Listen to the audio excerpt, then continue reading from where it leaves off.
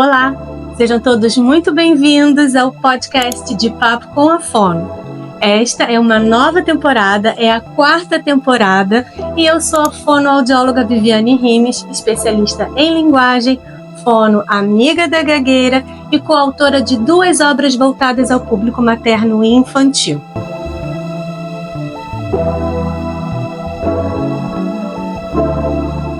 Bom, o tema mundial de 2024 é a amamentação apoie em todas as situações. E por que isso?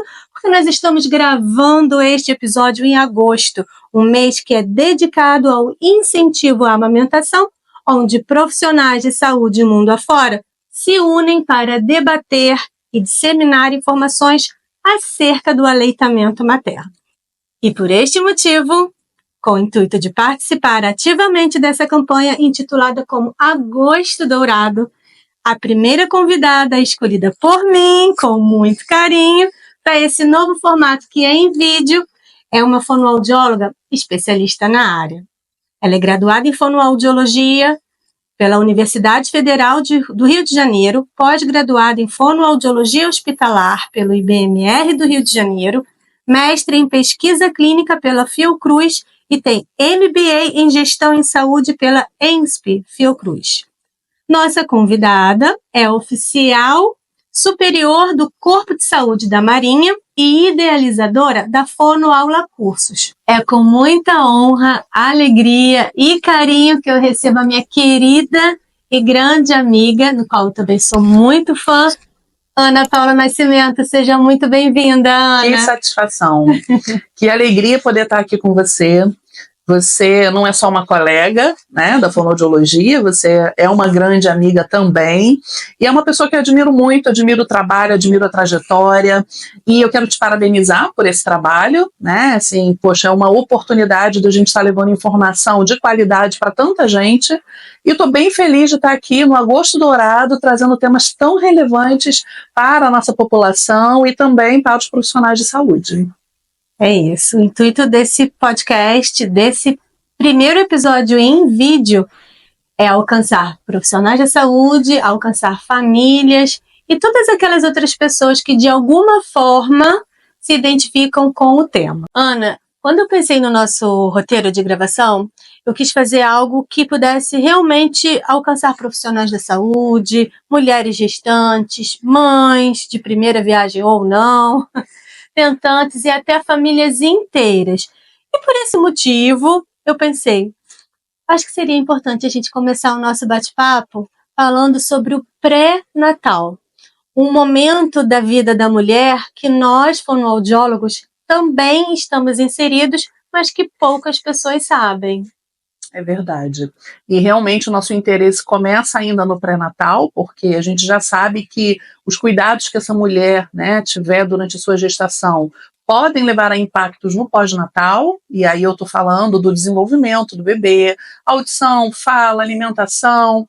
Então, sim, a gente tem uma série de orientações, né, para estar passando para essa mulher ainda no período da gestação, e aí eu estou falando da amamentação, eu estou falando das triagens neonatais, né, que realizamos, teste da orelhinha, teste da linguinha, orientações que a gente vai precisar dar, já passar para essa mulher em relação à introdução alimentar no futuro. Então, tudo começa, de fato, ainda na gestação, porque é um momento em que a gente tem a oportunidade de já começar a fazer as nossas orientações.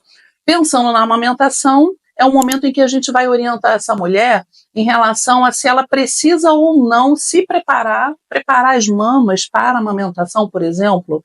Hoje a gente já sabe que o maior preparo que essa mulher pode ter é o conhecimento, informações em relação a esse período tão importante, né, que é o período inicial aí do pós-parto, a amamentação. É isso, e eu até escrevi, né, um capítulo de um livro, a importância da fonoaudiologia na amamentação. E aí, que foi o livro Psicologia e Saúde da Mulher 2. Então, nem todos pensam em incluir a fonoaudiologia nessa fase gestacional. E aí você já explicou um pouquinho sobre como a gente atuar na vida intrauterina, na fase gestacional, enfim, o nosso papel. E aí também tem, Ana, uma outra questão, um tema que traz muitas, muitas dúvidas, e até mesmo para profissionais da saúde, que é o teste da linguinha. Então, a Lei Federal 13.002, de 20 de junho de 2014, assegura a realização desse teste dos bebês ainda em maternidades e hospitais pelo Brasil. Ana, você que dá aula, né, sobre esse tema, são incontáveis os profissionais que você já formou e você continua ajudando esses profissionais. Eu sou uma aluna da Ana, acompanho o trabalho e sou fã. E aí, vamos dizer, Ana, vamos dividir um pouquinho desse conhecimento para quem está participando, quem está assistindo ao podcast de Papo com a Fono, sobre como é feito esse exame, quem pode realizar esse exame, quando é necessário refazer o tal do frênulo duvidoso e, mais uma vez, claro, a relação com a fonoaudiologia. Bom, o teste, como você bem disse, né, ele é realizado na maternidade, então ainda no período da internação do bebê, geralmente nas primeiras 24, 48 horas de vida. É uma lei federal, então não existe aquele questionamento se precisa ou não realizar, precisa, né, é obrigatório, então ele faz parte, né, de todas as triagens neonatais às quais o bebê precisa ser submetido. E, na verdade, durante o exame, o que a gente quer observar é o frênulo lingual desse bebê. Então, a gente quer examinar o frênulo lingual. Então, a gente vai examinar essa membrana que tem por debaixo da língua do bebê, né? Observar as suas características para que a gente possa classificar, então, como um resultado normal, duvidoso ou alterado. A gente tem duas partes dentro desse protocolo. O protocolo que eu utilizo é o protocolo da fonoaudióloga doutora Roberta Martinelli, autora do teste da linguinha. E nesse momento inicial, a gente faz uma triagem. Então, é a parte 1 do protocolo. E a gente pode ter, então, o resultado normal, tá tudo ok, a língua não está presa, né? Ela tem liberdade para sua movimentação. Então, esse bebê ele não vai sofrer impactos nas suas funções, na sucção, na mastigação, na deglutição e na fala no futuro. A gente tem um resultado duvidoso, que apesar da terminologia soar como uma dúvida, né, na verdade, assim, não há dúvidas em relação ao que a gente observa durante o exame. E essa terminologia duvidosa, né, é para fazer menção a algo que vai precisar ser confirmado, acompanhado. Então, um frênulo duvidoso é um frênulo que tem uma alteração, mas uma alteração menor, que pode ou não trazer impactos para as funções orais desse bebê. E a gente vai precisar acompanhar para confirmar isso aos 30 dias de vida, tá? É lógico que durante esse acompanhamento pode ser necessário que outros especialistas atuem, né? Então, a consultora de amamentação, o osteopata, o fisioterapeuta osteopata, né? O fono. Então, na verdade, é um acompanhamento em que a gente segue avaliando e também já tratando algumas questões importantes. E a gente tem o resultado alterado, e aí eu estou falando da língua presa, que o nome técnico é anquiloglossia. Diante de um resultado alterado, é inevitável encaminhar para uma avaliação cirúrgica. Obviamente que hoje a gente já sabe que a cirurgia não é o único tratamento. Em alguns casos, a gente vai lançar mão de alguns encaminhamentos para que esse bebê ele receba algumas terapêuticas diferentes da cirurgia. Não que isso vai evitar a cirurgia, mas isso vai preparar esse bebê para o momento cirúrgico, vai oferecer a possibilidade de um resultado no pós-operatório melhor, tá? Então a gente tem essas 3 possibilidades de resultado, e a gente também tem a situação do frênulo não visualizado. Então, esse bebê pode ser examinado e o profissional, de fato, não visualizar o frênulo lingual. Nessa situação, o bebê é acompanhado. Isso porque a gente já tem algumas evidências de que, quando esse acompanhamento acontece até o 3º mês de vida, há uma possibilidade desse frênulo ser visualizado, porque não que ele surja, né, ele apareça então no 3º mês.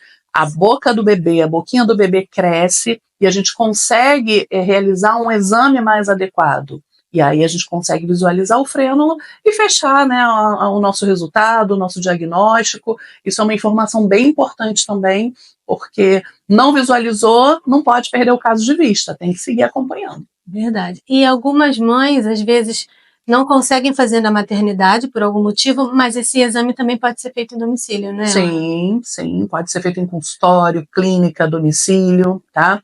E quem pode realizar o exame, né? Qualquer profissional de saúde, integrante da equipe neonatal que tenha capacitação para isso. E aí eu estou falando do fonoaudiólogo, do pediatra, do odontopediatra, da nutricionista, do fisioterapeuta, da consultora de amamentação, desde que ela integre, né, a equipe neonatal, desde que ela seja profissional de saúde, isso está previsto no documento, né, que menciona o teste. Isso. E tem a parte 2 do teste, né? Isso. Então, esse primeiro momento que a gente conversou até aqui é a parte 1, é uma triagem, né? E o que é uma triagem? A triagem é para a gente detectar se há algo que a gente precise aprofundar a nossa avaliação. Então, no caso do frênulo duvidoso, a gente vai acompanhar, e quando esse bebê tiver 30 dias de vida, não é após 30 dias da avaliação, é com 30 dias de vida, a gente vai aplicar a parte 2 do protocolo, que é o momento em que a gente vai observar muito detalhadamente a questão funcional. Então, eu vou avaliar a sucção. Tá? E aí, nesse momento, é super importante que essa parte 2 ela seja realizada por um profissional que tenha capacitação, que tenha expertise para avaliar funções orais, né? Porque a gente não está falando mais só de uma questão anatômica, né? A gente já começa a falar de funções envolvendo as estruturas orofaciais. E aí o profissional, né, recomendado, adequado para isso, é o fonoaudiólogo. Da importância de ter essa pergunta no nosso episódio. Então, teste da linguinha, não pode deixar de fazer, precisa refazer, observa, corre atrás de um fonoaudiólogo, busca, de repente, no conselho de fonoaudiologia, pode ser que eles consigam dar algumas informações, ou então, no Instagram da Fonoaulas, a gente pode encontrar muitas informações bacanas também. Ana, nós sabemos que o aleitamento materno é de extrema importância para o desenvolvimento dos bebês. Eles ficam menos doentes. O aleitamento materno é o primeiro treino de fala do bebê também. Mas então, a gente falando agora, puxando sardinha para o nosso lado, como que o fonoaudiólogo pode contribuir para o estabelecimento e também manutenção do aleitamento materno? Bom, inicialmente falando como profissional de saúde capacitado para manejar a amamentação, a gente vai pensar naquelas orientações, naquele manejo mais global, né? Então, de pega, posicionamento do bebê ao seio, ordenha, orientação para a ordenha da mama, prevenção de traumas mamilares, as fissuras mamárias. Isso a gente falando dentro de um contexto assim que qualquer profissional de saúde com capacitação em amamentação é capaz de atuar. Agora, falando especificamente da nossa área, e aí a gente entra, de fato, na questão da avaliação, né, da função de sucção, na avaliação, na investigação de uma possível disfunção oral, na avaliação da anquiloglossia, na confusão de bicos, confusão de fluxos, que a gente ouve tanto dizer, né? Sim, é da nossa competência avaliar, é da nossa competência tratar todas essas questões. E, assim, é interessante que a gente fale aqui um pouquinho sobre as estratégias que a gente utiliza diante de uma situação assim de dificuldade na amamentação. Porque você tocou num ponto extremamente importante. A gente não está falando mais só de amamentação. A gente está falando de aleitamento materno.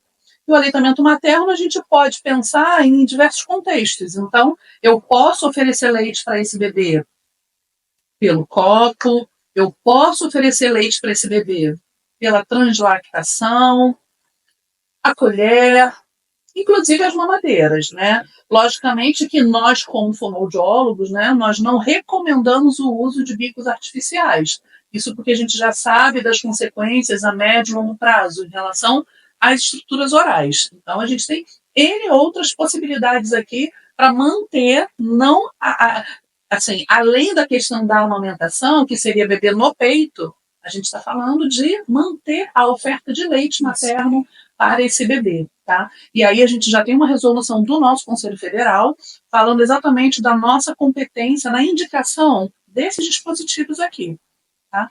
Então, é da competência do fonoaudiólogo nas situações em que o bebê tenha uma dificuldade ou esteja impossibilitado de sugar ao seio, a indicação, né, a elegibilidade desses dispositivos. Isso, mas tá tudo lindo, tudo maravilhoso. Isso é quando a criança consegue pegar, quando a mãe tem possibilidade de amamentar de alguma forma, ou precisa colocar de outra forma. Mas e aí?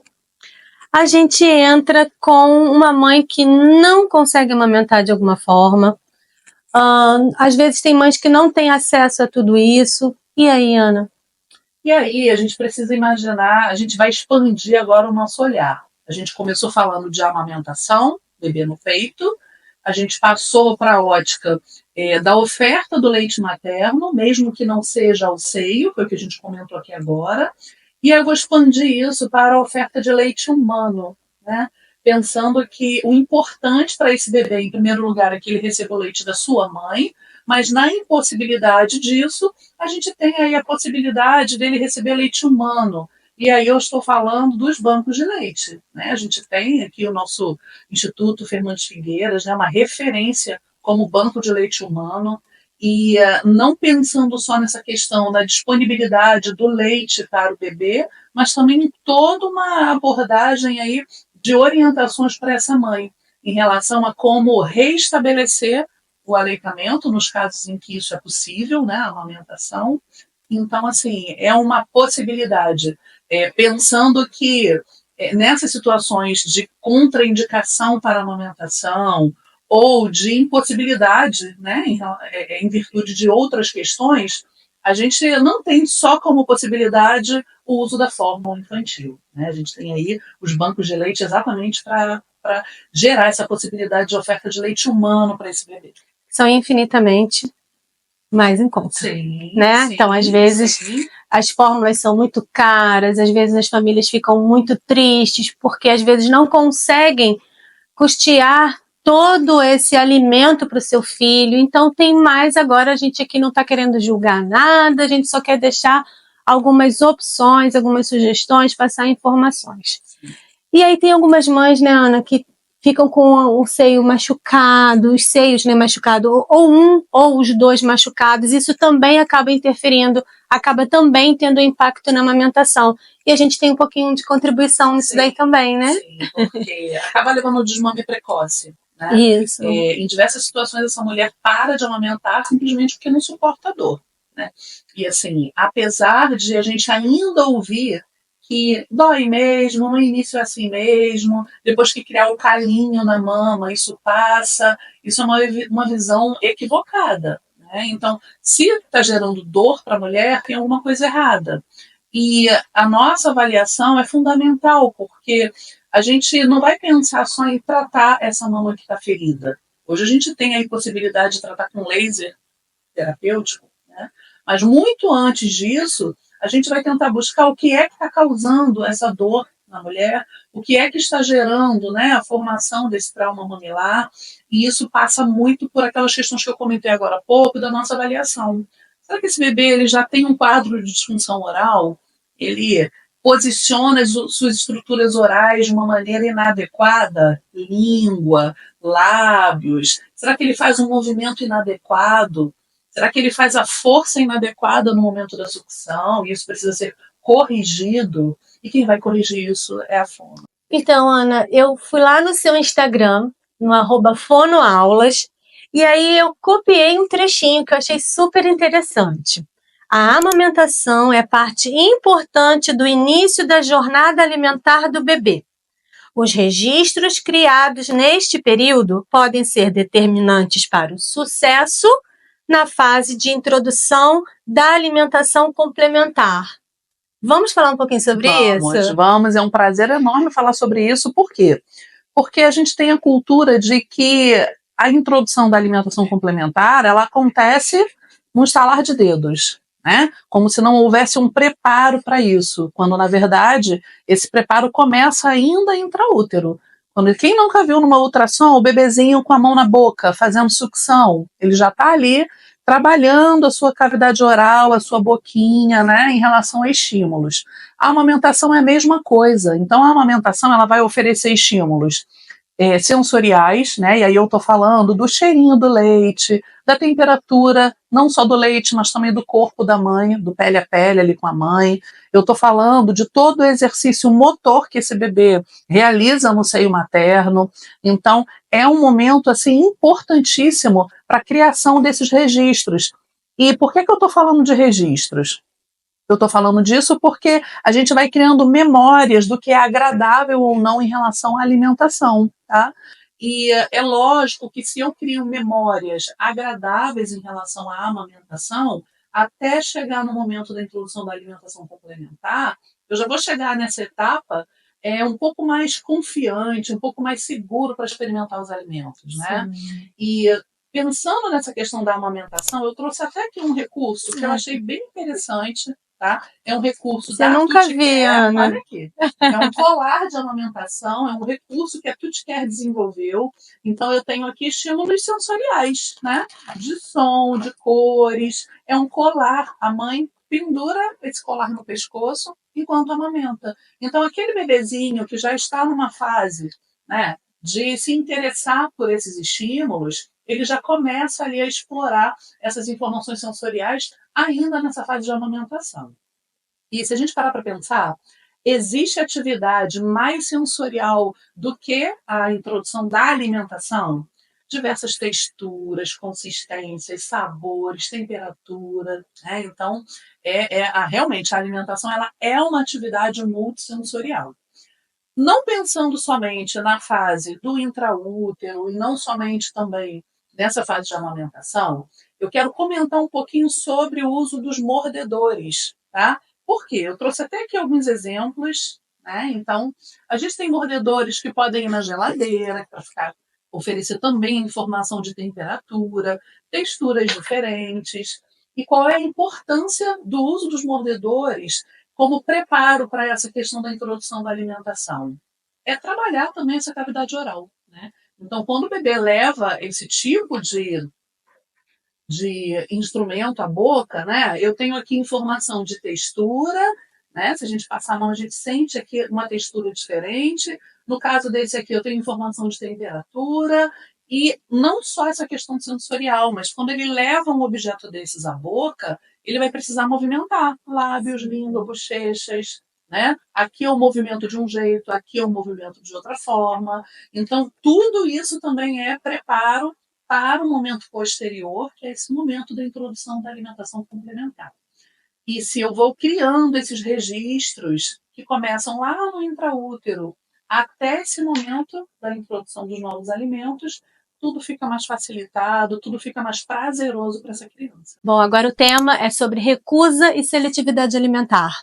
Eu acho, Ana, que a gente não poderia deixar de trazer esse tema para o nosso bate-papo, né? Porque alguns profissionais têm dúvida de quando chega o paciente no consultório, com famílias também buscando ajuda, pedindo socorro por não saberem o que fazer quando os filhos começam a recusar alimentos e a selecionar, como o nome mesmo já diz, né? Então, o que a gente poderia deixar de contribuição, como a gente poderia orientar essas famílias, Ana? Sim, é importantíssimo que a gente fale sobre isso, porque a gente acabou de conversar sobre o início disso tudo, que é ainda na amamentação, né? No meio de todas aquelas experiências que eu comentei agora há pouco. E é lógico que o que acontece naquela fase de amamentação vai impactar esse momento aí, exatamente da introdução da alimentação. E aí, a gente não está falando só do início da alimentação, né? Da alimentação complementar. A gente está falando também das transições para as consistências diferentes, para as texturas. Tá? É importante que a gente compreenda que a recusa e a seletividade alimentar ela está dentro de um contexto maior, que é o contexto do distúrbio alimentar pediátrico. A gente só considera que é um distúrbio quando essa criança ela apresenta uma ingesta inapropriada para a sua idade, e isso acontece por um período maior que 2 semanas, tá? Então, assim, é super importante que eu pontue aqui que preferir determinado alimento em detrimento do outro é comum. Recusar inicialmente um tipo de alimento também é comum, afinal de contas, essa criança está começando a jornada alimentar dela. E a gente costuma experimentar, normalmente, aquilo que a gente já viu alguém comendo, aquilo que a gente já tem alguma informação que traga uma segurança para a gente experimentar. E no caso da criança, não vai ser diferente. Agora, eu quero aproveitar o espaço para dizer o seguinte: tem muitos casos de recusa e seletividade alimentar, começando simplesmente porque o início da introdução da alimentação complementar foi precoce demais. Então, crianças com 3, 4 meses de idade, com recomendação para já se começar a introdução da alimentação complementar. Então, o que eu preciso dizer aqui? O momento ideal não tem a ver com a idade da criança, o momento ideal tem a ver com a maturidade, com o desenvolvimento dessa criança. E eu estou falando do ponto de vista global e também oral, tá? Então a gente tem aí um marco em torno de 6 meses de idade, que é um parâmetro para a gente ter uma noção assim de quando iniciar, mas lógico que vai depender da individualidade de cada criança. É importante que a gente tenha em mente que quando a dificuldade começa, a recusa, inicialmente a resposta a isso, a maneira como isso vai evoluir, vai depender do manejo, especialmente da família, né? Então, assim, a gente pode deixar aqui algumas dicas importantes para as famílias, para os profissionais, em relação a como conduzir esse início.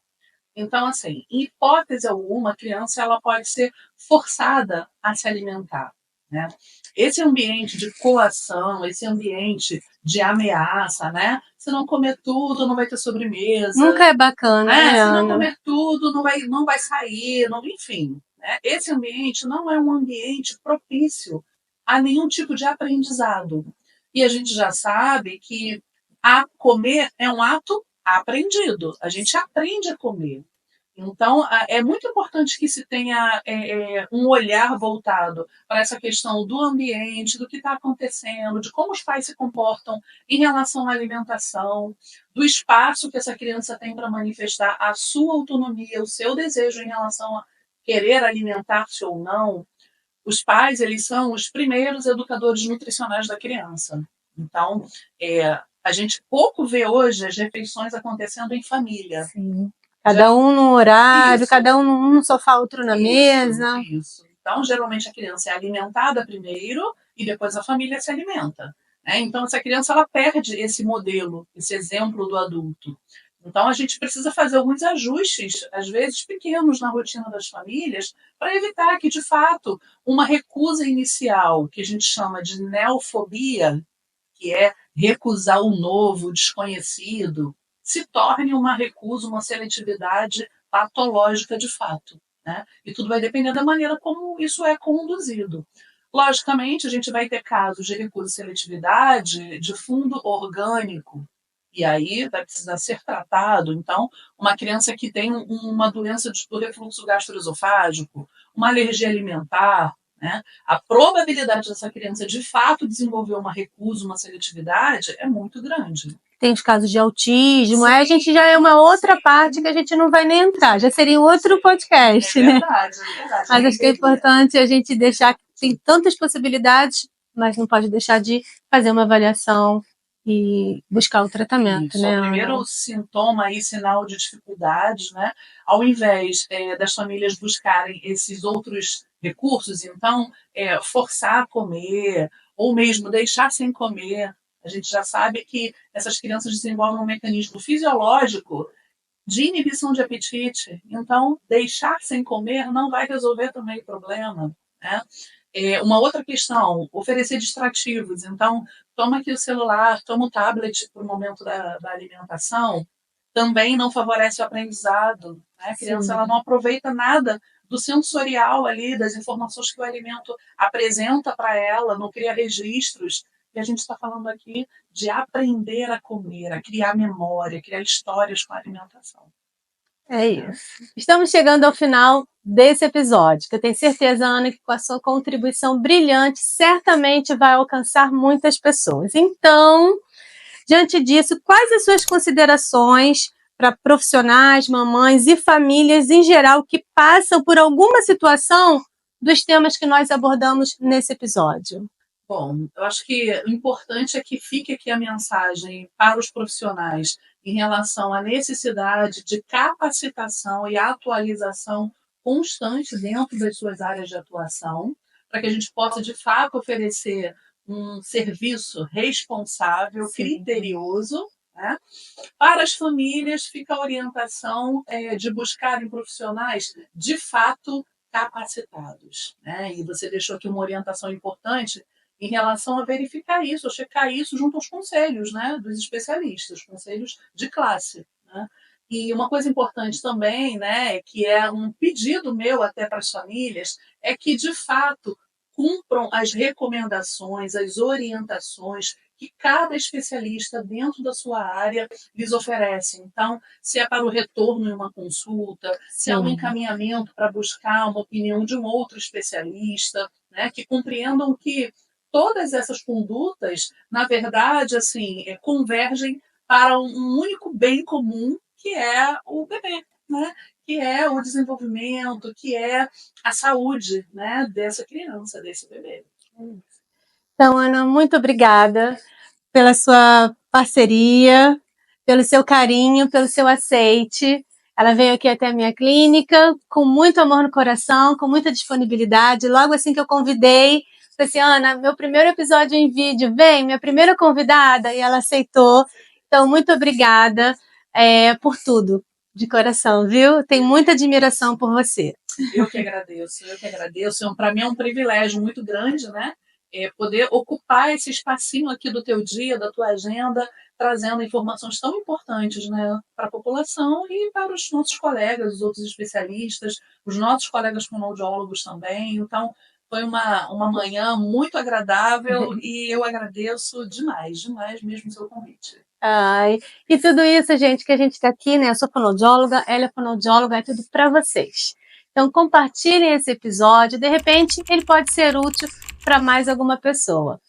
Então, chegamos ao final do episódio de Papo com a Fono. Se vocês ainda não me seguem, sigam aqui. O meu perfil no Instagram é @vivianermss e @fonoaulascursos. Aqui ativem os sininhos, o sininho para vocês receberem mais conteúdos, que acho que é importante também. É isso, um abraço e até a próxima.